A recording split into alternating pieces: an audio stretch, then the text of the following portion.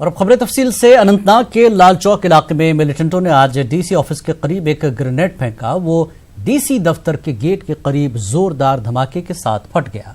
इसके नतीजे में 15 अफराद जख्मी हो गए हैं। जख्मियों में ट्रैफिक पुलिस के सिलेक्शन ग्रेड कांस्टेबल और उत्तर प्रदेश के मोहम्मद दानिश भी शामिल हैं। जख्मियों को फौरी तौर पर अस्पताल मुंतकिल किया गया। ग्रेनेड हमले के फौरन बाद सिक्योरिटी फोर्सेस और फौज वारदात पर पहुंच गए। उन्होंने पूरे इलाके का मुहासरा करके मफरूर मिलिटेंटों की तलाश शुरू कर दी है। पुलिस के मुताबिक यह हमला लोगों की नकल हरकत को रोकने की गर्ज से अंजाम दिया गया है। डीआईजी जनूबी कश्मीर अतुल कुमार के मुताबिक इस हमले को उस वक्त अंजाम दिया गया जब डीसी ऑफिस के नजदीक लोगों का रश था। जरा के मुताबिक इस हमले के बाद सिक्योरिटी फोर्सेस व दीगर एजेंसियों के लिए अलर्ट जारी किया गया है। Terrorists lobbed a grenade in the busy Lal Chowk area near DC office, in which 10 people were injured. Except one, all are minor injuries. The one person who's injured is being treated in the hospital. All the persons, except one, there was one selection grade constable of traffic police. Besides all the injured were civilians. Sir, do you suspect any outfit behind this attack? Yes, it is definitely a terrorist act, and the way it was conducted, the target was civilians, and it was perhaps an attempt by the terrorists to scare them and spread terror and to dissuade people from going about their normal day-to-day activities. Yes, perhaps it was definitely an act of terror aimed at the common people, and perhaps to dissuade them from going about their daily jobs. Sir, definitely there will be a panic after this attack. What would be your message to the public? We are confident that we will, get to those behind this attack, and the legal consequences for those involved will follow. और ये grenade तब फेंका गया जब यहाँ पर DC office में मुलाजमीन आ रहे थे और लोगों का जो हजूम था वो भी यहाँ पर मौजूद था। तो पुलिस के मुताबिक ये कोशिश हो सकती है, क्योंकि जिस तरह से माजी में देखा गया है, इन दिनों में जो रश है आम लोगों का वो लाल चौक में बढ़ रहा था, और पुलिस के मुताबिक इस रश को रोकने के लिए, इसमें रखना डालने के लिए मिलिटेंटों ने ये कार्रवाई अंजाम दी। जो ही ये ग्रेनेड दागा गया तो उसके बाद जो पूरा इलाका है उसको कॉर्डन ऑफ किया गया है। और आप मेरे पीछे देख सकते हैं कि किस तरह से सिक्योरिटी एहलकारों ने इस पूरे इलाके का मुहासरा किया। और ये वो बिजी एरिया है डीसी ऑफिस का जहां पर ग्रेनेड दागा गया था। दफ़ा 370 की मनसूखी के बाद जिस तरह से दुकानें और कारोबारी इदारे बंद हैं और सड़कों से जो आम ट्रैफिक की नकलो हमल है वो भी मुतासिर है। ऐसे में जो आम लोगों की मूवमेंट है वो कुछ दिनों से उसमें इजाफा देखने को मिल रहा था, और पुलिस ने ये बात साफ कर दी है कि इसके पीछे वो मिलिटेंट है जो ये नहीं चाहते हैं कि जो आम लोगों की मूवमेंट है वो यहाँ पर बढ़ जाए। नेटवर्क 18 के लिए लाल चौक अनंतनाग से मुदस्सिर कादरी। जनूबी कश्मीर में जिला अनंतनाग के लाल चौक इलाके में मिलिटेंटों के ग्रेनेड हमले के वक्त न्यूज 18 उर्दू के नुमाइंदे जहूर रिजवी भी वहां मौजूद थे। हमले में जहूर रिजवी को भी चोटें आई। वाज़ेह है कि आज सुबह हुए इस हमले में 11 अफराद जख्मी हो गए हैं। ग्रेनेड हमले के कुछ देर बाद ही हमारे नुमाइंदे ने जाए वारदात की सूरत हाल का जायजा लिया था। उस वक्त वहां कैसे हालात थे, आइए जानते हैं। देख सकते हैं इस वक्त लाल चौक का जो एरिया है ये डीसी ऑफिस है, और यहाँ डीसी ऑफिस के पास यहाँ पे एक ग्रेनेड धमाका हुआ है जिसमें काफी लोग जख्मी हुए हैं और उनको अस्पताल ले जाया गया है। और इस दौरान जो है मैं भी इस जो ग्रेनेड हमला है इसमें थोड़े बहुत चोट मुझे भी आई है। ग्रेनेड हमला है ये just in front of DC office हुआ है। पूरी news 18 network Anantnag. National conference के सूबाई सदर देवेंद्र सिंह राणा का कहना है कि 15 मेंबरान पर मुश्तमिल पार्टी का एक वफ्द कल श्रीनगर में पार्टी सदर डॉक्टर फारूक अब्दुल्ला और उमर अब्दुल्ला से मुलाकात करेगा। जम्मू में न्यूज 18 उर्दू से बात करते हुए उन्होंने कहा कि गवर्नर इंतजामिया ने उनकी दरख्वास्त के जवाब में उन्हें पार्टी हाईकमान से मिलने की इजाजत दी है। उन्होंने कहा कि वो पार्टी की आला क़यादत से जम्मू कश्मीर की ताज़ा सूरत हाल और ब्लॉक डेवलपमेंट काउंसिल इंतखाबात से मुताल्लिक बातचीत करेंगे। हमने 2 रोज़ पहले महामहिम राज्यपाल जनाब सत्यपाल मलिक साहब से गुजारिश की थी कि जम्मू से नेशनल कॉन्फ्रेंस के लीडरान के जत्थे को कश्मीर जाकर डॉक्टर फारूक अब्दुल्ला और उमर अब्दुल्ला साहब को मिलने की इजाज़त दी जाए। कल देर रात को डिप्टी कमिश्नर श्रीनगर ने मुझे इतला दी कि वो इजाज़त दी गई है, और कल 15 मेंबरी डेलीगेशन नेशनल कॉन्फ्रेंस का, जिसमें जम्मू संभाग के साबका लेजिस्लेटरान हैं हमारी पार्टी के, वो सब जा रहे हैं इंडिगो की पहली फ़्लाइट में श्रीनगर अपने लीडरान से मिलने। हालात हाज़रा पे हमें उनसे बात करनी है और हम उनको इसीलिए मिलने जा रहे हैं और उनसे मिलने के बाद आगे की रणनीति जो है वो आपसे साझी करेंगे। जमहूरियत और जमहूरी कदरों को मजबूत रखना ही ज़रूरी है और कोई भी इक़दाम सरकार या कोई भी आदमी उठाए जिससे कि जमहूरियत जम्मू कश्मीर में मजबूत हो, नेशनल कॉन्फ्रेंस उसके साथ होगी, क्योंकि जमहूरियत के लिए नेशनल कॉन्फ्रेंस ने हमेशा अपने आप को मजबूत रखा। हम चाहते हैं जम्मू कश्मीर के अवाम अपनी शनाख्त को बना के रखें, अपनी भाईचारे को बना के रखें, अपने एक दूसरे के साथ प्यार मोहब्बत और खलूस के साथ रहें और उसके लिए हम हमेशा कोशा रहे हैं और हमने जमहूरी कदरों पे हमेशा अपने आप को कायम रखा। हमने जमहूरियत के लिए ही अपने आप को कायम रखा है, आगे भी हम जमहूरियत के लिए अपने आप को कायम रखेंगे। जब बातचीत होगी उसमें हर चीज़ की बात होगी। इस वक्त तो सारे लोग हिरासत में हैं, अगर हम इलेक्शन में हिस्सा लेना भी चाहें तो किस तरह लें?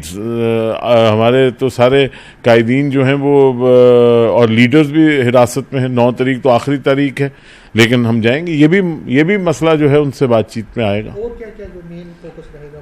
इन हालात पे हम बातचीत करेंगे, विचार विमर्श होगा और उस विचार विमर्श के बाद जो भी रणनीति बनती है उससे आपको साझा करेंगे। जम्मू कश्मीर बीजेपी ने 316 ब्लॉक डेवलपमेंट कमेटियों के लिए 280 ब्लॉकों में अपने उम्मीदवार मैदान में उतारने का फैसला किया है। जम्मू में पार्टी की जानिब से इस सिलसिले में लिस्ट जारी की गई। इस मौके पर पार्टी के सदर रविंद्र रैना, साबिक नायब वज़ीर आला कविंदर गुप्ता और दीगर लीडरान मौजूद रहे। रैना ने दावा किया कि पार्टी इन इंतखाबात में जीत दर्ज करेगी। भारतीय जनता पार्टी एक लोकतांत्रिक पार्टी है। हमारे पोलिंग बूथ का कार्यकर्ता हो, मंडल का कार्यकर्ता हो, जिला का कार्यकर्ता हो, हमारे प्रभारी हो, विशेष कार्य के लिए लगाए गए कार्यकर्ताओं के सहयोग से हमने अपने पैनल्स फाइनलाइज किए थे। तकरीबन हर एक ब्लॉक डेवलपमेंट कमेटी, हर एक ब्लॉक से जो भारतीय जनता पार्टी ने पैनल बनाया 4 से 5 कैंडिडेट्स, उसका नाम फाइनल्स प्रोबेबल्स में आए और एक लंबी प्रक्रिया के बाद जो स्टेट इलेक्शन कमेटी होती है उसने इस पर थ्रेडबेयर डिस्कशंस की और उसके बाद हमारा जो सेंट्रल लीडरशिप है, केंद्रीय नेतृत्व है, हमको ये सारा विचार विमर्श अपनी केंद्रीय जो हमारे प्रभारी या सेंट्रल के अंदर जो हमारे वरिष्ठ नेता दिल्ली के अंदर हैं उनसे विचार विमर्श करके आज हम ये घोषणा करते हैं कि Bharatiya Janata party 316 block development committees के जो यूनिट्स हैं उनके जो चुनाव होने वाले हैं उनमें 280 सीटों पर चुनाव लड़ने जा रही है। Jammu Kashmir national panthers party ने आने वाले बीडीसी इंतखाबात में हिस्सा लेने का फैसला किया है। इस सिलसिले में पार्टी ने एक रोजा वर्किंग कमेटी मीटिंग के मौके पर यह ऐलान किया। पार्टी के चेयरमैन हर्षदेव सिंह ने ताहम कहा कि वो और तमाम दीगर जमातों के लीडरान घरों में नजरबंद थे, इसीलिए वो इन इंतखाबात के लिए मुहिम नहीं चला पाए, जबकि बीजेपी ने अपनी तशहीर का काम कर लिया है। नोटिफिकेशन आपने 1 तारीख को निकाला, 9 तारीख को आखिरी डेट है, लेकिन बीच में 2 अक्टूबर को भी छुट्टी है, 6 को भी छुट्टी है, 7 को भी छुट्टी है, 8 को भी छुट्टी है। यानी आप 4 दिन दे रहे हैं लोगों को फॉर्म भरने के लिए। जम्मू कश्मीर जैसी रियासत में ये बहुत मुश्किल है, लोगों की फॉर्मेलिटीज़ पूरी नहीं हो पा रही हैं और बीजेपी के अलावा फॉर्म भरना बाकी लोगों के बहुत मुश्किल हो रहे हैं। वादी कश्मीर में आज मजमूई तौर पर हालात कशीदा ताहम काबू में रहे। दफा 370 हटाए जाने के बाद अक्सर इलाकों में दफा 144 नाफिज है। नज़्म व नस्क की बरकरारी के लिए कई हसास मकामात पर सिक्योरिटी फोर्सेस को तैनात किया गया था। इसी दौरान वादी में मुकम्मल बंद रहा। ताहम श्रीनगर में सुबह 9 बजे तक दुकानें खुली रहीं। टेली मवासलाती निज़ाम लगातार बंद है, इससे तलबा को मुश्किलात का सामना है। जिला अनंतनाग में मजमूई तौर पर हालात काबू में है। गुज़श्ता दिनों के मुकाबले में निजी ट्रैफिक की आमदरफ्त में भी इजाफा देखने को मिल रहा है। जिला सदर मकाम में आम लोगों की नकल हमल में भी इजाफा हो गया है। मुसाफिर बरदार ट्रैफिक की बहाली को ताहाल मुमकिन नहीं बनाया जा सका है। दुकानों और कारोबारी इदारों के लिए लगातार बंद रहने से मामूल की जिंदगी मुतासर है। कस्बा अनंतनाग समेत तमाम दीगर हसास मकामात पर फोर्सेस की तैनाती जारी है। जम्मू श्रीनगर कौमी शाहराह समेत दीगर अहम शाहराहों पर भी फोर्सेस ने अपनी गश्त तेज कर ली है। उधर 2 माह से ट्रेन खदमात मुतासर हैं। इस बीच ग्रेनेड हमले के बाद लोगों व निजी ट्रैफिक की नकल हमल मुतासर हुई।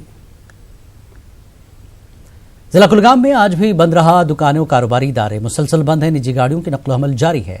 जिले में भी पब्लिक ट्रांसपोर्ट मुतासर है। जिले में मजमूई तौर पर हालात काबू में है। जिला गांधरबल में आज भी हालात में कोई तब्दीली नजर नहीं आई। कारोबारी इदारे, दुकानें और पब्लिक ट्रांसपोर्ट लगातार बंद है। तालीमी इदारों में तलबा की हाजिरी 0 है। अस्पताल और दीगर सरकारी दफातर अहसन तरीके से काम कर रहे हैं। लैंडलाइन सर्विस काम कर रही है, तहम मोबाइल फोन और इंटरनेट खदमात लगातार मुअत्तल हैं। लैंड ऑर्डर को बरकरार रखने के लिए कई हसास मकामात पर सिक्योरिटी फोर्सेस को तैनात किया गया है। 2 महीने के दौरान जिले में कोई नाखुशगवार वाक़या पेश नहीं आया है।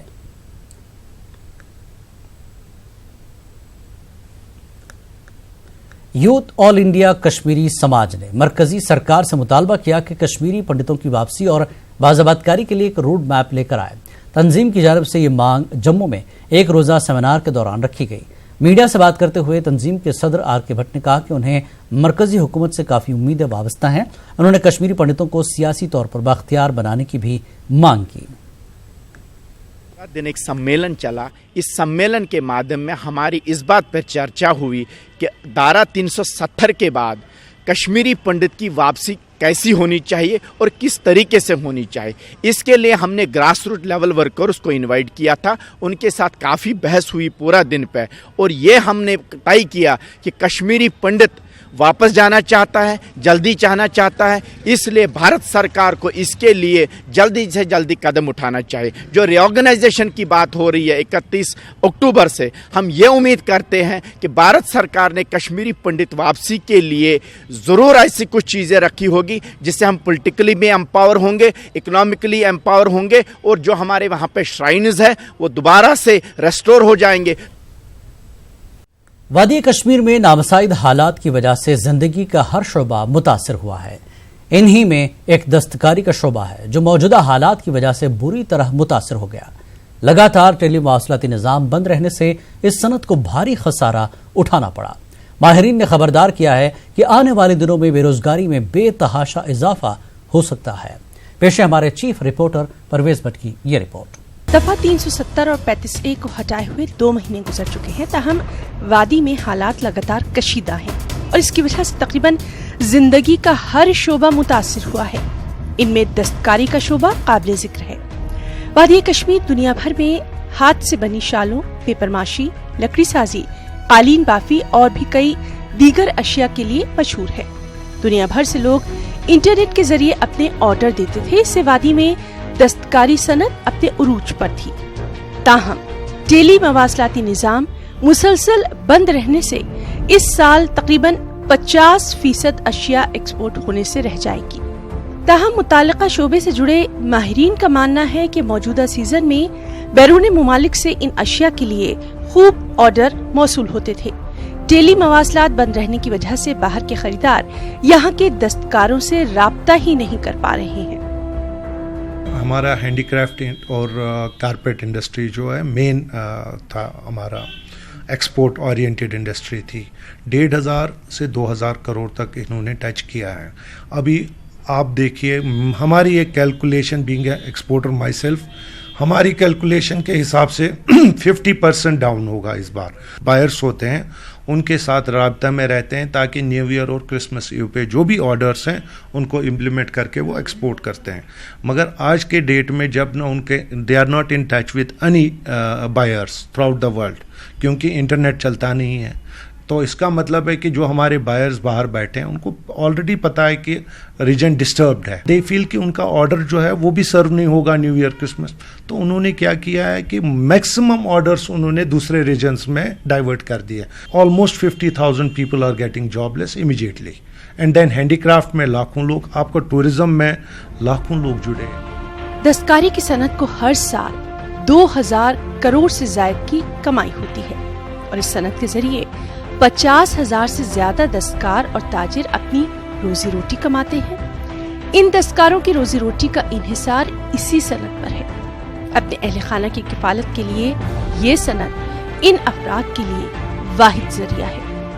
KCCI के सदर शेख आशिक अहमद ने खबरदार किया कि अगर बहुत जल्द हालात में सुधार नहीं आया और टेली मवासलात निजाम को बहाल नहीं किया गया तो बेरोजगारी में बेतहाशा इजाफा हो जाएगा। इसका मतलब है कि वो जॉबलेस हो गए। जो हमारे पास 2 से 2.5 लाख लोग कारपेट एंड हैंडीक्राफ्ट इंडस्ट्री में थे, वो अभी डिसएंगेज हो जाएंगे, यानी कि और बर्डन बढ़ जाएगा।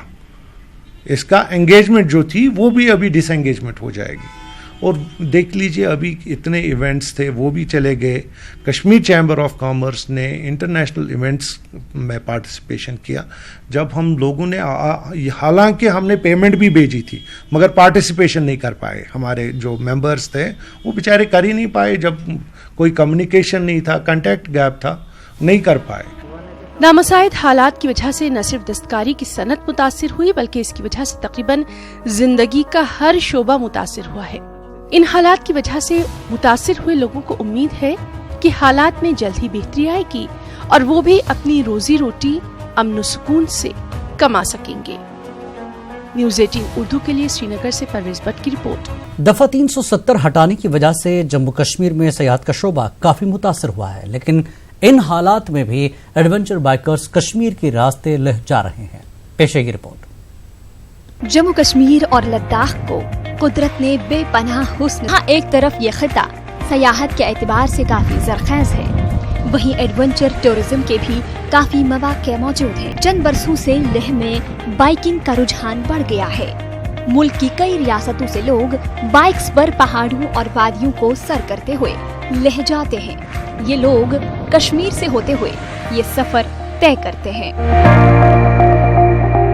और नुब्रा से वरीला होते हुए, ये कारू से होते हुए, ये तो बाइक पे चलना तो बहुत ही अच्छा होता है। बहुत ही सिंगल राइड करने में बहुत खुश आता है। I asked old friends any issue for Kashmir. Already before 1 month, someone coming this way in Kashmir, where to go Ladakh. Someone coming Manali to come Ladakh. So better everyone telling go to this way, easy to exit. हम लोग अभी जा रहे हैं Dras. Final destination पहले जंस्कार जाएंगे, उसके बाद ले जाएंगे, फिर उसके आगे देखते हैं कहाँ जाना है। प्रोग्राम ऐसे बना जी, कई साल हो गए साथ कर जाते हुए, तो हर साल निकलते हैं साथ, इस बहाने मिलते रहते हैं दोस्त आपस में। लेह में ये बाइकर पेंगोंग, नोब्रा के अलावा बटालिक दहानू जैसे मकामात को जाते हैं। इन लोगों का कहना है कि वो कश्मीर में जारी नामसाइद हालात से वाकिफ थे, मगर इसके बावजूद इन्होंने इस सफर पर आने का फैसला किया। वो कहते हैं कि इन्हें सफर के दौरान कश्मीर में भी किसी किस्म की दुश्वारी का सामना नहीं करना पड़ा। हमें पता था सिचुएशन यहाँ पे इतनी ठीक नहीं है, इसके बावजूद भी हम आए हैं।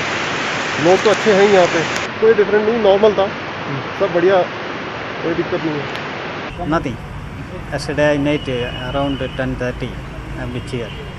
So nothing happened. Only somewhere stopping the military gates.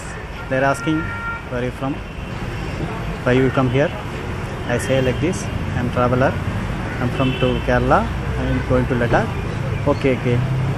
Happy journey say only. In bikers का कहना है कि ये सफर इनके लिए यादगार रहता है। ये बाइकर्स जम्मू कश्मीर और लद्दाख के मुनफरिद माहौल और आबो हवा के साथ साथ यहाँ की तहजीब तमद्दुन के भी मदह हैं। कश्मीर में पिछले 2 महीने से चल रहे हालातों की वजह से भले ही सियाहत शोबे को दचका लगा हो, लेकिन उसके बावजूद इन हालात में यहाँ पे कई एडवेंचर लवर्स यहाँ के रास्ते ले जा रहे हैं और बाइकिंग का लुत्फ ले रहे हैं। और इनमें से कई ऐसे बाइकर्स हैं जिनका ये कहना है कि वो घर में बताए बगैर इस एडवेंचर राइड पे निकल आए हैं और वो इस राइड को यहाँ पे एंजॉय भी कर रहे हैं। फिरोज वानी के साथ सनम तसद्दुक, न्यूज़ 18 उर्दू, श्रीनगर। वादी में मौसम खज़ां शुरू होते ही मौसम ने अचानक करवट बदली। हालिया कुछ अयाम में बारिश और ज़ालाबारी से किसानों को मुख्तलिफ फसलों को समेटने में दिक्कतों का सामना है। उधर अक्टूबर के शुरू में ही पहाड़ों पर बर्फबारी से मौसम सरमा ने वक्त से पहले ही दस्तक दे दी है। दर्जे हरारत में कमी से किसानों को मजीद फिक्र लाहक हो गई है। पेशे बांडीपुरा से हमारे नुमाइंदे मोहम्मद सईद की ये खास रिपोर्ट। ये है त्रागबल इलाके से बांडीपुरा कस्बे का कैमरे में कैद किया गया एक मंजर। वादी के दूसरे इलाकों की तरह यहाँ भी अभी सिर्फ चंद किसानों ने ही धान की फसल को मुकम्मल तौर पर समेटा है। ज्यादातर किसानों की फसल अभी खेतों में ही पड़ी है। हालिया दिनों बांडीपुरा के मुख्तलिफ इलाकों में तेज बारिश के साथ साथ ज़ालाबारी भी हुई। इससे न सिर्फ धान की फसल को नुकसान पहुंचा, बल्कि किसानों को बाकी मानदा धान काटने में दुश्वारियों का सामना है। किसान और पाक मालिकान बारिश बंद होने का इंतजार कर रहे थे कि बांडीपुरा गुरेज के राजदान टॉप पर इस सीजन की पहली बर्फबारी जलवगर हुई। बर्फबारी की वजह से न सिर्फ इलाके में ठंड काफी बढ़ गई है, बल्कि बेवक्त बर्फबारी से किसानों को मजीद फिक्र लायक हो गई है। साल के मौसम की पहली बर्फबारी इधर पर शुरू हो गई और सर्दी भी थोड़ा बहुत जोर पकड़ने लगी है। अभी यहाँ की शाली वगैरह सब काटनी बाकी है। लोगों ने अभी जो खासकर गुरेज में आलू वगैरह बिल्कुल अभी ज़मीन के नीचे ही है और सर्दी ने बहुत जोर पकड़ा है। मौसम राजधान में तकरीबन 4 से 5 इंच की बर्फ अभी गिरी है इस मौसम में 5 अक्टूबर को। मौसम बहुत ख़राब है, बारिश पड़ती है और ये सर्दी जैसा इस मौसम में नहीं होती थी। जो घास पड़ा है, पत्थरे इसी तरह दाएं काटने से बगैर कुछ ऐसी काटी वो ख़राब हो रही है। तो पिछले से 2-4 साल से तो दिसंबर तक बारिश नहीं पड़ती थी। इस साल अक्टूबर में ही बर्फ़ पड़ी। हमारा जो फसल था वो अभी खेतों में ही पड़ा हुआ है। मक्की वक्की जो थी वो आलू सब कुछ ज़मीन में ही अभी पड़ा हुआ है। तो राजधान टाउन में भी थोड़ा नीचे, उधर से नीचे भी थोड़ा बहुत बर्फ़ पड़ा है। तो इस साल तो मजदूरी भी नहीं हो रही है, तो उधर से हमारा ज़मीन का जो फसल था वो भी ऐसे ही पड़ा हुआ है। वाज़ेह है कि बांडीपुरा खासकर गुरेज के पहाड़ी सिलसिलों पर पिछले साल भी अक्टूबर के आखिरी अयाम में बर्फबारी हुई थी। ताहम इस साल बर्फबारी ने आने में कुछ ज्यादा ही जल्दी दिखाई। राजधान टॉप पर हुई बर्फबारी के बाद बांडीपुरा में ठंडी हवाएं चलने का सिलसिला शुरू हो गया है। लोगों ने इस बर्फबारी को मौसम सरमा की आमद मानकर गर्म मलबूसात पहनने का सिलसिला शुरू कर दिया है। बदलते मौसम के तेवर देखकर किसान और पाक मालिकान अपने साल भर की कमाई समेटने को लेकर परेशान हैं।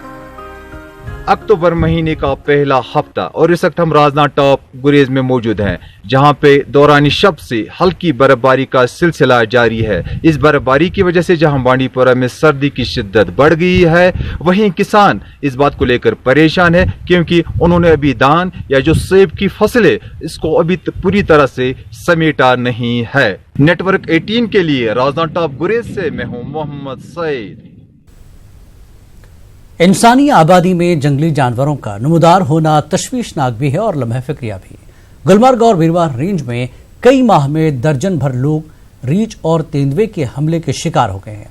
पेशे टंगमर्ग से हमारे नुमाइंदे मुनीर हुसैन हुर्रा की ये रिपोर्ट। टंगमर्ग, बीरवा और दीगर मैदानी इलाकों में जंगली जानवर नमूदार होने लगे हैं। यहाँ मुख्तलिफ मकामात पर इंसानों और मवेशियों पर जंगली जानवरों ने हमले किए हैं। लोगों में काफी खौफ हिरास पाया जा रहा है।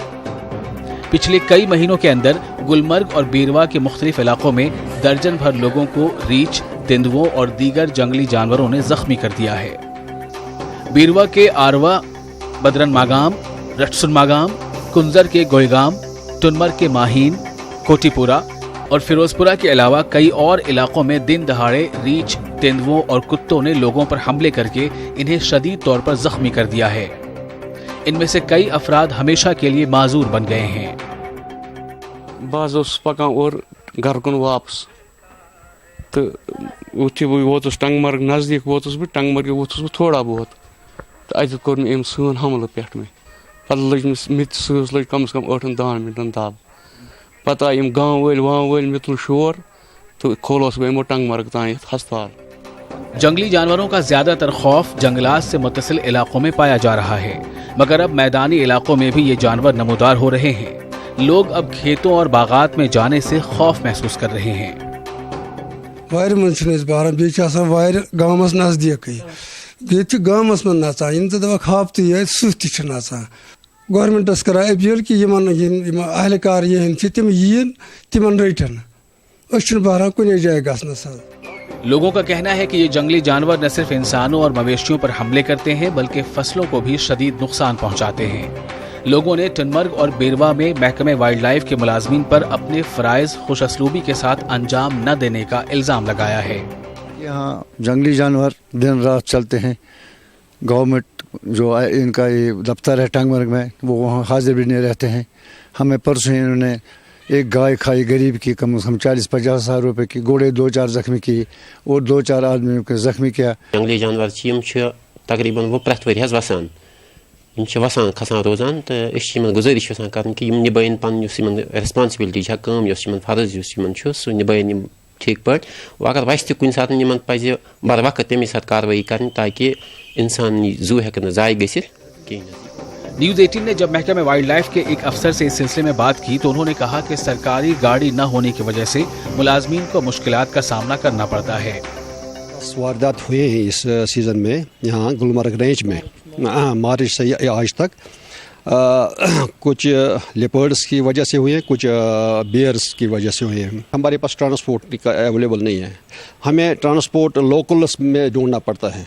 सरकार की तरफ से हमारे पास ट्रांसपोर्ट नहीं है और उसकी वजह से हमें ताखीर भी होता है। कुछ हालात भी थोड़ा कम्युनिकेशन भी आजकल नहीं है, तो कम्युनिकेशन की वजह से भी हम बर वक्त तो नहीं जा सकते हैं। जरूरत इस बात की है कि इंसानी आबादी में जंगली जानवरों के दाखिल होने के अमल को रोकने के लिए ठोस इक़दाम किए जाएं। महकमा को भी हादसात की सूरत में फौरी कार्रवाई करनी चाहिए। न्यूज 18 उर्दू के लिए टनमर्ग से मुनीर हुसैन खुर्रा की report. Director horticulture planning and marketing GMDAR ने सरकार की जानिब से शुरू की गई मार्केट इंटरवेंशन स्कीम को काश्तकारों के लिए सूदमंद करार दिया है। उन्होंने कहा कि स्कीम से न सिर्फ काश्तकारों को माकूल कीमत मिलती है बल्कि सनत में दरमियानदारी का सिलसिला भी खत्म हो गया है। अनंतनाग की बटंगो फ्रूट मंडी में कामकाज का जायजा लेने के दौरान डार ने इन बातों का इजहार किया। उन्होंने कहा कि स्कीम के जरिए ट्रांसपोर्टर्स के अगराज को भी मद्देनजर रखा गया है। डार ने कहा कि अनंतनाग की मंडी से 5000 से ज्यादा सेब की पेटियों को मुल्क के मुख्तलिफ मंडियों में भेजा गया है, जो कश्मीर में मौजूद मंडियों में सबसे ज्यादा है। उन्होंने एप्पल ग्रेडिंग के अमल का भी जायजा लिया और फ्रूट ग्रोवर्स के साथ तबादला ख्याल किया। उन्होंने फ्रूट मंडी में मुताल्लिकीन और निफेड अहलकारों की एक मीटिंग की सदारत भी की। जितने भी कमीशंस यहाँ से लेके दिल्ली तक हुआ करते थे, उन सब चीज़ों से हमारे ग्रोवर को एक निजात मिली और उसको जो अल्टीमेटली जो नेट प्रॉफिट उसके अकाउंट में आ जाता है, उसका नेट रिटर्न जो है इस कारोबार को लेते हुए वो बढ़ जाता है। और इस तरह से ये जो है ये हमारा कारोबार जो हमारे फार्मर को लेके इसका प्रोड्यूस और इसको हैंड होल्डिंग प्रोवाइड करना और इसके नेट रिटर्न्स को बढ़ाना, इस इंटरवेंशन स्कीम के ज़रिए हम जो है फार्मर को, हमारे ग्रोवर को इस तरह से मदद करते हैं। इसके अलावा ट्रांसपोर्टर्स के लिए मैं बात करूं, ट्रांसपोर्टर्स के लिए भी हमने एक मौजून सी रेट जो है, जो अभी मार्केट के रेट के हिसाब से बहुत अच्छा हौसलामंद है, और उसको हमने रेट यहीं पे फिक्स किया ताकि ट्रांसपोर्ट जो हमारा सेक्टर है उसको भी इससे इस्तिफादा हो, दोनों grower as well as transporter को फ़ायदा हो। और हमारा ग्रोवर, हमारी बुनियादी मकसद ये है net returns of the Grover बढ़ जाए और ग्रोवर को परेशानी ना हो, यहाँ से दिल्ली या बाकी कंट्री के मंडी तक उनको जो माल ले जाने में दुश्वारियाँ होती। डिप्टी कमिश्नर बारामूला डॉक्टर जी नेतू ने कहा कि तलबा के सालाना इम्तिहानात को लेकर किसी भी तरह की मदद के लिए वो तैयार हैं ताकि तलबा का इम्तिहान वक्त पर मुनक्किद किया जा सके। जी नेतू ने कहा कि तलबा को असाइनमेंट, स्टडी मटेरियल वगैरह फराहम किया जाएगा जिससे वो इम्तिहानात के लिए तैयारी कर सकें। डिप्टी कमिश्नर बारामूला ने इस सिलसिले में एक मीटिंग मुनक्किद की थी।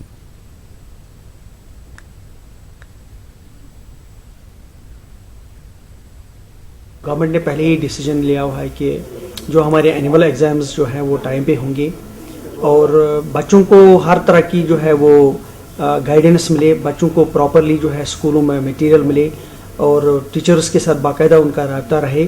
उसी हवाले से आज हमने यहाँ जितने हमारे बारामूला डिस्ट्रिक्ट के प्राइवेट स्कूल्स हैं उनके प्रिंसिपल्स और जो हेड्स ऑफ द स्कूल्स हैं उनके साथ मीटिंग करी है और एग्जाम्स की तैयारी के लिए जो भी उनको सपोर्ट चाहिए, चाहे वो गवर्नमेंट स्कूल्स हो या प्राइवेट स्कूल्स हो, उसके लिए क्लियर इंस्ट्रक्शन दी गई। मुझे उम्मीद है कि इससे हमारे बच्चे और पेरेंट्स भरपूर फायदा उठाएं।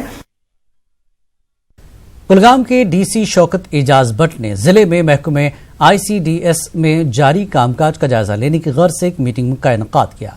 इस मौके पर district project Kulgam, CPO, ACD और दीगर आला अफसरान मौजूद थे। DPO ने जिला तरक्याती कमिश्नर को सेंटर में मौजूद तमाम सहूलियात की जानकारी दी।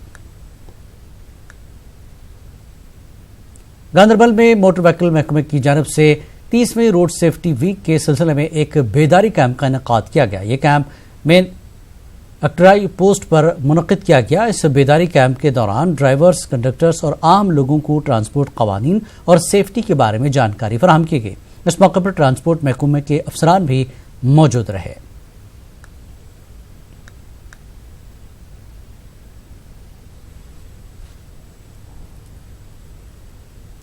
एक्चुअली जो अमेंडमेंट्स रूल्स में हो गई है सेंट्रल मोटर व्हीकल एक्ट में, इसमें रूल्स तो वही है, कुछ फाइन का इजाफा हो गया है, जैसे एनहांसमेंट हो गया है, बढ़ गया है। जैसे कि हम पहले टन में 2000 रुपये पहले टन का जुर्माना करते हैं फाइन का, उसका हो गया 20,000। तो इसलिए हम यहाँ पे आए क्योंकि हमारा ज़्यादा फाइन का ही इधर रहता है ड्राइवर्स के अमंग, हमें इसलिए अवेयरनेस की कि ये ज़हनियाब हो जाए कि अगले दिन से हमारा जुर्माना ऐसे बढ़ रहा है। और ये जो ड्राइवर्स को हमने अवेयर किया कि अगर RC नहीं है उसका कितना फ़ाइन है। पहले सपोज जिस चीज़ का 2500 था उसका 10,000 हो गया। जैसे पोल्यूशन है जिसका हम 1,000 रुपये जुर्माना करते थे, अब मैक्सिमम लेते उसका 10,000 हो गया है। जिला तरक्याती कमिश्नर रामबन नाजिम खान ने गवर्नमेंट हायर सेकेंडरी रामबन में एक स्पोर्ट्स टूर्नामेंट का इफ्तिताह किया। खेलो इंडिया प्रोग्राम के तहत यह टूर्नामेंट मुनक्किद किया गया। महकमे यूथ सर्विसेज एंड स्पोर्ट्स ने इसमें ताउन दिया था। आज वॉलीबॉल और कबड्डी मैच खेला गया।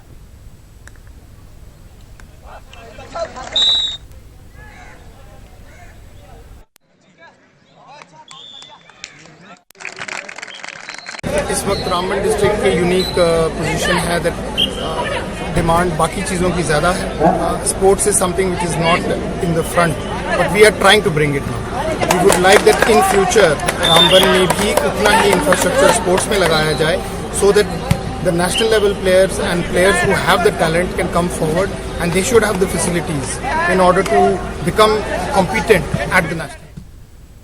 डोडा में डाइट की जानिब से एक नुमाइश का इनेकाद किया गया। कई सरकारी और निजी स्कूलों ने इस नुमाइश में हिस्सा लिया। नुमाइश में स्कूली बच्चों ने माहौलियात से मुताल्लिक अपने तैयार करदा नमूने पेश किए।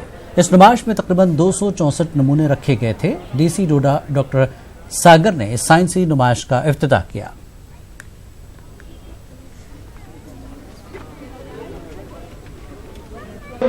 वहाँ पे स्टेज पे आए और हर बोर्ड पर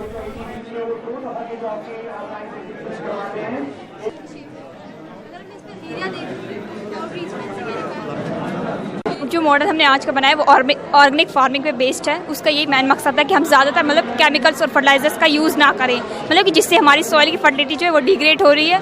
इसलिए हम ज़्यादातर ऑर्गेनिक मैटर का इस्तेमाल करें, जो जैसे कि हम वर्मिंग कंपोस्टिंग कर सकते हैं, ग्रीन हाउस के ज़रिए से जो हम वेजिटेबल्स वगैरह तैयार कर सकते हैं, या ड्रिप इरीगेशन के थ्रू मतलब कि हम उनको डायरेक्टली रूट्स को पानी दे सकते हैं, जिससे मतलब कि कंजर्वेशन ऑफ वाटर हो सकता है।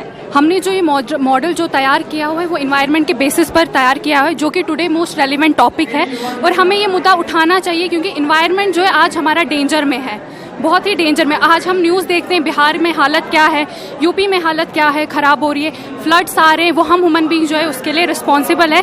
हमने सिर्फ इसमें ये दिखाने की कोशिश की है कि इन्वायरमेंट ने तो हमें बहुत कुछ दिया है, लेकिन अब हमारा टाइम कि हम इसको पेड ऑफ करें। जब मैं और SSP साहब जब हम मुआयना भी कर रहे थे सारे मॉडल्स का, तो जनरली जो प्रैक्टिकल चीज़ें हैं, जो आज की समाज की प्रॉब्लम्स है, उनको बच्चों ने यहाँ पे हाईलाइट किया। मैं समझता हूँ कि उनके आने वाली ज़िंदगियों में एक पर्सनैलिटी बिल्डिंग के लिए भी हो और एक इनोवेटिवनेस समाज को देने के लिए भी हो, एक बहुत लॉन्ग वे ये एग्जीबिशन हमारा जाएगा। डिस्ट्रिक्ट अस्पताल किश्तवाड़ में खून के अतिया के कैंप का इनेकाद किया गया। इस कैंप में ब्लड बैंक के मुलाजमीन ने खून का अतिया पेश किया। कैंप में CRPF, फौज और जम्मू कश्मीर पुलिस के जवानों ने भी खून का अतिया पेश किया।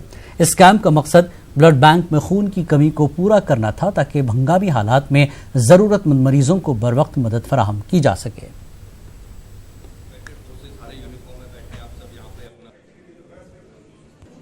हमारा मकसद भी हॉस्पिटल का यही है कि हम अपना ब्लड बैंक, जो कि हमारा एक रजिस्टर्ड लाइसेंस्ड ब्लड बैंक है और 2023 तक हमारा एक लाइसेंस है, लेकिन हमारे यहाँ ब्लड की बहुत कमी है। तो उसी को ब्लड बैंक को बिल्डअप करने के लिए, हमारे स्टॉक्स जो हैं उनको बिल्डअप करने के लिए ये आज का फंक्शन हुआ। हमारा मैसेज आज के दिन तो तमाम दुनिया को, तमाम लोगों के लिए यही है कि वो बढ़ चढ़ कर इसमें हिस्सा लें इस कैंप के अंदर, और इसके अलावा कैंप्स के अलावा भी वो हॉस्पिटल में आए, वो किसी वक्त भी आ सकते हैं और वॉलंटरी डोनेशन कर सकते हैं ब्लड की। रियासी के रनसू इलाके में आर्मी के कालाकोट यूनिट के जानिब से एक मेगा मेडिकल कैंप मुनक्किद किया गया। कैंप से खासी तादाद में लोग मुस्तफीद हो गए। मकामी लोगों ने आर्मी के इस इक़दाम की सताइश की।